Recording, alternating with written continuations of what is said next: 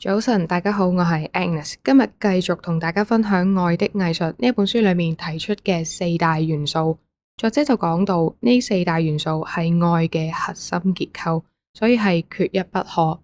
第一個必要嘅要素就係關懷 care。我哋成日都口口聲聲話愛一個人，究竟點樣先至為之係愛啊？我哋真心為對方付出而不求回報，係出於自願嘅嗰一份愛。呢一種咧先至係真心嘅愛啊！如果我愛嗰個人，但係我又唔願意為佢付出嘅話，咁大家可以用少少時間認真地去咀嚼一下呢份情感到底係啲乜嘢。我哋去關懷去 care 自己愛嘅人，例如係朋友啦，佢哋唔開心，我哋會去主動去關心佢哋，去支持佢哋，去撐佢哋啦。對於自己愛嘅人，佢哋 touch wood 啦，發生咗啲咩事嘅時候，我哋好自然地會去保護、去守護佢哋。對於愛唔單單淨係講喺一啲物質上面嘅照顧，好多時我哋都要投放好多嘅精力啦，好多嘅精神落去，而且裏面咧係有一份情感嘅牽扯。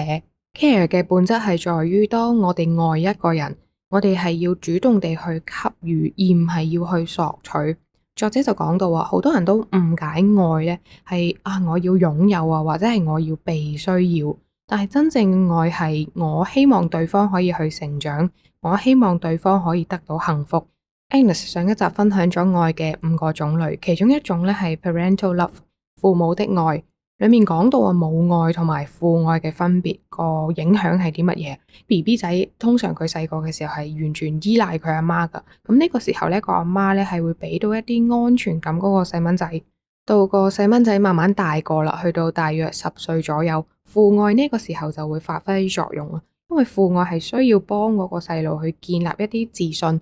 點樣去克服困難、解決問題，去建立一個責任感，個小朋友先至可以 merge 父愛同埋母愛咧，去建立一個成熟啦同埋一個獨立嘅人格。如果一對父母個爸爸媽媽淨係 care 嗰個小朋友嘅一啲物質需求，而忽略咗嗰個小朋友嘅一啲情感啦、精神啊，或者係人格發展嘅話，咁呢一種愛係唔完整噶。大家有時睇戲可能都睇到好多類似嘅劇情啊，屋企咧係好有錢嘅，個阿爸媽咧成日都會出去賺錢啊，返工，冇乜點樣理個小朋友。個小朋友物質上面係好飽滿嘅，要乜有乜，但係佢嘅精神啦同埋心靈咧都未被滿足啊。咁好多時咧呢個小朋友佢嗰個人格啊或者係思想發展得冇咁完整嘅時候，咁佢咪可能會做出一啲比較反叛啊，或者係一啲出人意表嘅行為。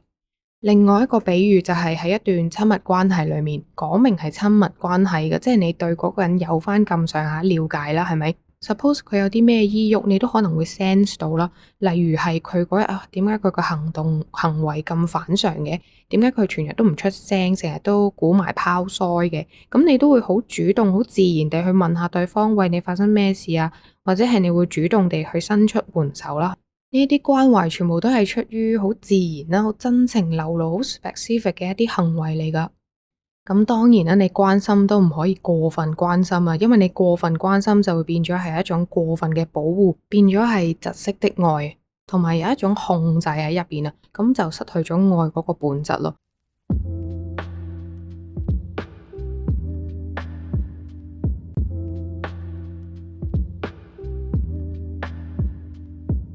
我哋愛嗰個人呢，其實我哋係要有保持翻自己嘅獨立性，而唔係去剝奪大家嘅自由。我哋成日都聽到一個 term 叫做邊界感啊嘛，boundary sense。乜嘢係 boundary sense 啊？boundary sense 其實就係有一啲好隱形嘅界線啊，譬如係心理界線啦、情感啦、身體啦、責任邊界。譬如啦，身體界線咁樣講啦。有條友仔咧，成日都借啲意挨埋落你度，又或者係有意無意咧，成日都搭你膊頭喎。佢可能 feel 到你係有唔舒服嘅，但係咧佢都唔縮開隻手，又或者係冇停止呢一種動作，咁咪即係越咗嗰個身體嘅界線咯。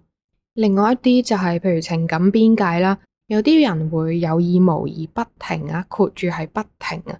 不停咁樣去同身邊嘅人會去放負，將自己啲負能量咧轉移喺人哋身上面噶。咁呢個又係越咗嗰個情感邊界啦。仲有一啲比較嚴重啲嘅冇邊界感嘅人咧，佢哋可能會做出一啲侵犯人哋私隱嘅事情啊。佢哋會不停咁樣去探究啦，或者係問嗰個人嘅一啲私隱嘅問題啊。例如啦，人哋唔想答你啊，你都係要問人哋究竟你人工有幾多錢啊？或者係問人哋嘅私生活，睇人哋嘅電話，拆人哋嘅信啦，又或者係抄佢嘅櫃桶，睇下個櫃桶有啲乜嘢啦。呢啲行為咧，完全都係越咗嗰一條邊界線啊！而呢一樣嘢亦都引申咗 Agnes 嚟緊要講嘅愛嘅第二個要素，就係 respect 尊重。乜嘢係尊重啊？我哋每一個人都有自己嘅獨特性，我哋都係一個獨立嘅個體。尊重就係我哋知道，我哋去允許對方可以成為佢哋自己，而唔係要將對方打造或者係塑造啦，成為我哋自己想要嗰個樣啊。尊重就係我哋允許對方係佢自己，佢就係佢咯，佢就係咁樣樣嘅，而唔係要將佢咧塑造成為我哋自己心目中想要嗰個樣啊。有啲人心裏面對唔同嘅角色都會有一個譜母，譜係樂譜食譜嗰個譜，母就係模型嗰個模啊，譜母。可能佢哋對於爸爸媽媽，佢自己心裏面就會覺得爸爸媽媽應該係咁樣嘅，自己嘅仔女應該係咁樣嘅，自己嘅情人應該係咁樣嘅，我就要打造佢成為我心裏面譜母嗰個樣。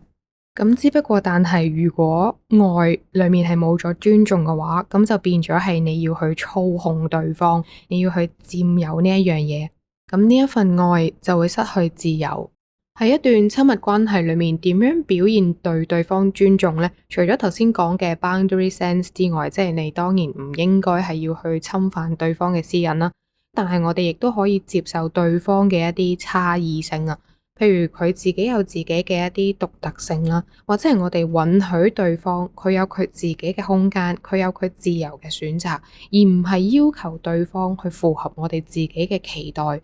呢一種就係尊重同埋一種成熟嘅愛。